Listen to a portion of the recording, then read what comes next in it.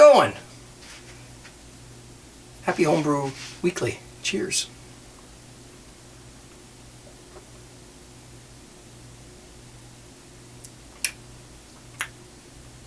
Ooh.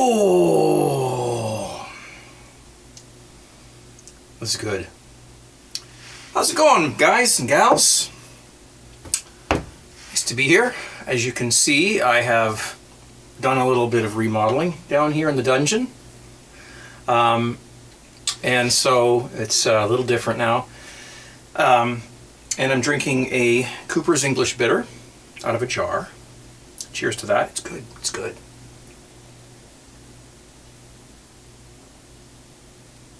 I keep seeing these at the thrift store with handles on them, and I should pick one up actually. I like jars. They're nice. Got lots of great beer glasses though. Some of them are dirty. I got to do some washing. But anyway, happy Homebrew Weekday. I would call it Homebrew Wednesday, but it's not Wednesday, so whatever. And as you can see, and as you saw by the beginning of the video there, the little time-lapse footage there, I've really cleaned up back here and gotten things nice and rearranged, and it's really much better this way. I've opened it up. It's now there's lots of room to talk and walk and brew and stuff like that. So I'll just show you sort of what it looks like down here. As you can see, there's my music computer area, and then we pan around. It's my fridge and my keezer, and then around to this area here. So it's all opened up.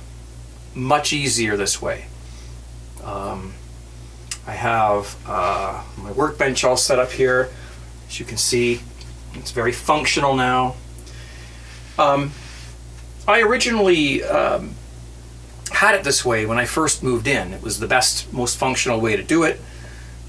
And when we first moved in here, how long ago was that? Let's see, 15 years ago, I guess. Yeah, I had a little desk, you know, where I used to use as my workbench. I used to repair VCRs and stuff like that. And we had neighbors that lived next door who were very violent with each other. There was domestic violence going on inside that unit. And so they were always throwing things around and kicking and punching walls and everything. It was horrible. So anyway, they finally got evicted, thank God. And but not without causing some damage to the unit. And so to make a long story short, I was taking the garbage out one night and I saw this door had been kicked in. You know, a guy, it was a bedroom door. He'd kicked the bedroom door in, or kicked, you know, asshole. I don't understand people. But anyways, so he did that. So they had to take the door off, throw it out, put a new door. Well, this door was only broken on one side. So I grabbed it. I brought it home and I called up my dad. This is back in 2003, I guess. And I said, Dad, you know, I got this door. Could we make a workbench? Because I got the idea from my dad's workbench, which is still there. I grew up in my parents' home, and they had a little workroom in the basement with a workbench, which was made out of a door. And my dad built a frame, a base for it, and made a workbench. And I can still remember the little part here where the latch, the doorknob was, you know, the little hole in the side there. Mine's in the back, so you can't see it. But so when I saw the door in the garbage, big light bulb went off in my head, and I thought, workbench. So my dad took me out, and we picked up a bunch of lumber and brought it home, and got his table saw out and cut it all to size and made it all the right lengths. And then we loaded it into his van and brought it over here and built the workbench right here in the basement. And put the top on it, the door on it, which is now, of course, you can see how worn out it is. I mean, I've been working on this thing for, how long has this been now? 17, 18 years? Let's just say 17 years. And so it's all there, worn out, and paint's all coming off, but it's a beautiful workbench. Anyway, so I ended up eventually putting it across here because I wanted to be able to shoot video into the camera across the surface, you know, so I could do things. I made pickles, I made some beers, we did ciders, all kinds of stuff. And it came time for me to decide to choose functionality over aesthetics, okay, over video aesthetics. So I have now moved it back to here, and instead of it being clean and ready to be filmed, you know, over top of, it now is a functional workbench once again. And I can still film here. There's going to be lots of little things go on back here. And as you can see, it's opened up. I can walk around. There's lots of room. I'm always going between here and over there behind the camera where my other computer is. It's much better this way. Much better. It's more like a little pad, if you will. A little apartment, I guess, if you want to put it that way. So it's really cool. Anyway, so I'm having a ball, and it was a lot of work to do that. So I didn't brew any beer for a while because, you know, moving things around down here is hard because it's small. You really have to plan ahead and know what to do first and what to do last, because otherwise you get yourself into a conundrum and paint yourself into a corner. And I put new carpet down here. It's not new, but it's newer than the other carpet. You know, I'm not afraid to admit now that, you know, when it was the way it was pretty messy back here. I mean, there was stuff everywhere. There was cardboard boxes and bags, and the carpet was sticky because I'd spilt stuff, you know, brewing beer and everything.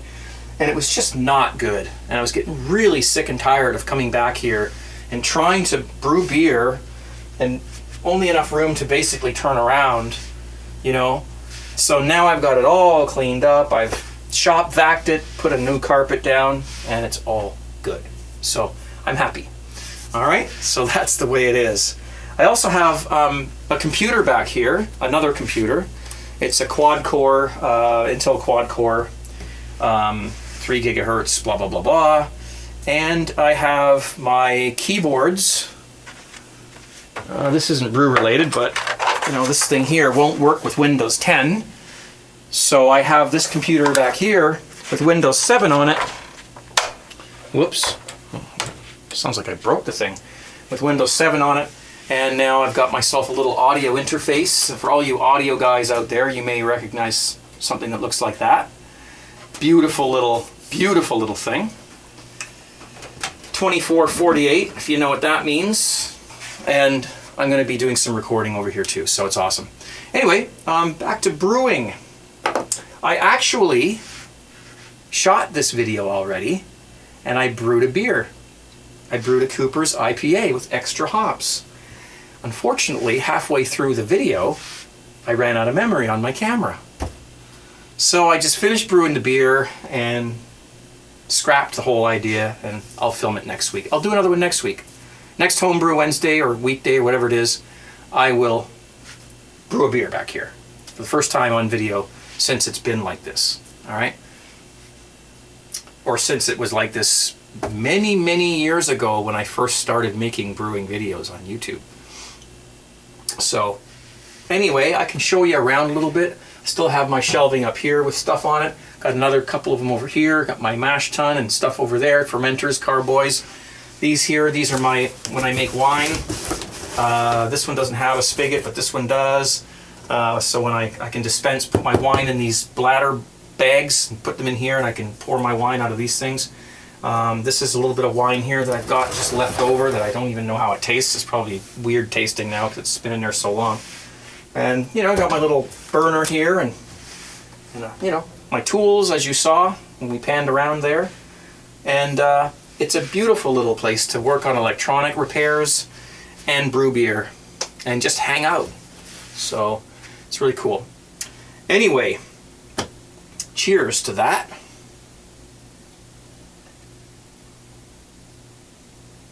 I had a lot of fun putting that up too, because I like to piece things together like that and organize stuff.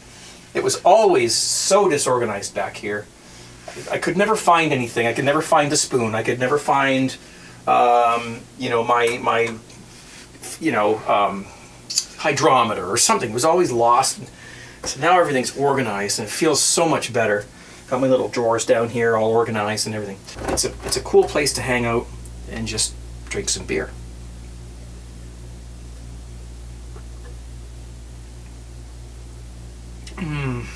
That's a Cooper's English Bitter.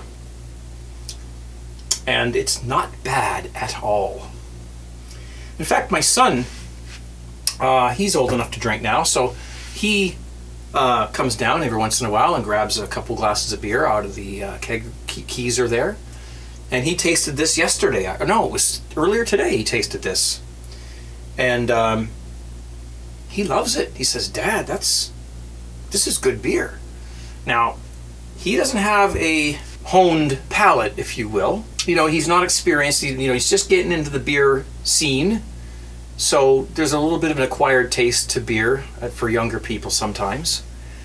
And he drank this and he said, Dad, it's good. So, there's nothing wrong with brewing simple kits. And this brings me to something that I talk about often, but I've never talked about it from this point of view. So give me a minute. Let me just explain this.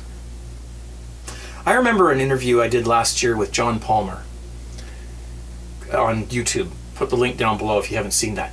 Great guy, love the guy. He's just one of the nicest guys you'll ever talk to. Very down to earth, very patient. And for him to take the time out to do an hour-long interview with me, that was awesome. Okay, so he talked about a lot of things, and he's an old grain brewer, but he was very respectful during the interview of the sort of thing that I do on this channel, which is more leaning towards the simpler methods of stuff. You saw the stir plate. I don't know how much simpler it could get than that, right? And he was very respectful of that. I mean, he's like, yeah, you can do it this way or you can do it that way and you get good beer. But one thing he did say, and I did agree with most of what he said, but one thing he did say that always caught me kind of off guard. And I have to say that I disagree with it, but only partially. He said, if you're gonna brew beer, you owe it to yourself to brew the best beer that you can. And that's what he said. Now, I don't know if it's the first time he ever said that, or whether it's one of his, normal things that he says. I'm going to change that a little bit. I'm going to say, hey, John, I think that it would be better if we said, if you're going to brew beer, you owe it to yourself to brew beer that suits your needs, that suits your goal. What is your goal? Is your goal to save money? Is your goal to brew the best beer that you can? Or maybe both. And so you really you can't put somebody in a position where they feel like they have to brew the best beer in the entire world all the time. Because that discourages people. You know what? I'm a songwriter. I've written many songs in my lifetime. I've had songs on the radio, TV, all that stuff. If someone said to me, every time you write a song, it has to be the best song you can ever write, I would never have written songs. I would never have written it. There's too much pressure behind that. So I think that as long as whatever it is that you're doing suits your, goals, meets your goals, then you're doing the right thing. So if you just brew simple kits and they meet your needs and you're enjoying the beer, you've accomplished your goal, right? And if you've got a big setup and you're brewing competition ready beers and that's what you want to do, you're meeting your goals. I keep saying this over and over again because I want to make sure that new people who come to the channel don't get pushed around by people who think that you need to be brewing award-winning beers every single time you step into your brew dungeon. It's not for everybody. Now, I brew these Cooper's beers a lot because, for one thing, Cooper's makes absolutely excellent extract. They do. They make great beer, for one thing. I've tasted their beer. They're very big in Australia, and I wish we had a equivalent of Cooper's here in Canada. I really do. They make really excellent beers. Bottle conditioned beers. Beautiful. 150 years or more they've been doing that. And they make the extract out of the same stuff that they make their beer out of. So I think it makes sense that if it's fresh and everything's good and you do it with some common sense, you're going to get good beer. As good as you can get from an extract, a pre-hopped extract beer. And I've tried Muntons and other brands too. They're fine, they're fine too. So, cheers to that.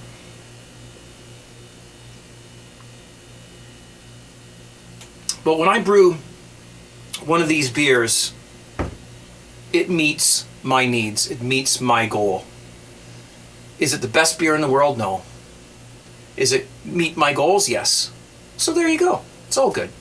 Don't feel discouraged if you're not doing what the guy next door. He's got this big thing going on he's got 3 chimneys coming out his roof and smoke's coming out. He's brewing beer, you know, and you just have a pot on the stove. Don't worry about that. Just do it. If you just do it, man. It's fun.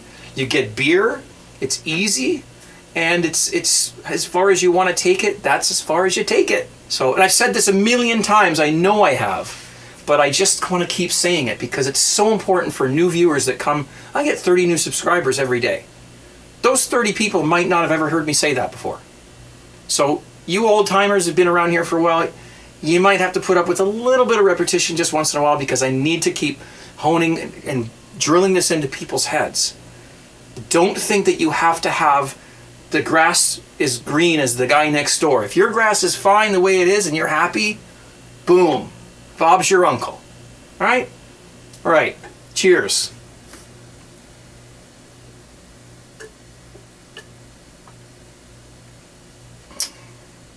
Get pretty drunk off the stuff too. I wonder how long has this been? 19 minutes? Okay, that's fine. We're 20 minutes. I think I can sign off now. I'm going to keep this there so I don't forget to add it to the beer. Although I have done that before. I forgot. The next day I come down and like, oh no. It's been fine. Nothing wrong. Nothing ever happened. Nothing bad ever happened. Anyway, guys, so I'm happy. This is awesome. I'm so pleased with the way things are down here. And I'm going to get ready now to film. After this video is finished, I'm going to film another video here for my vinyl TV channel.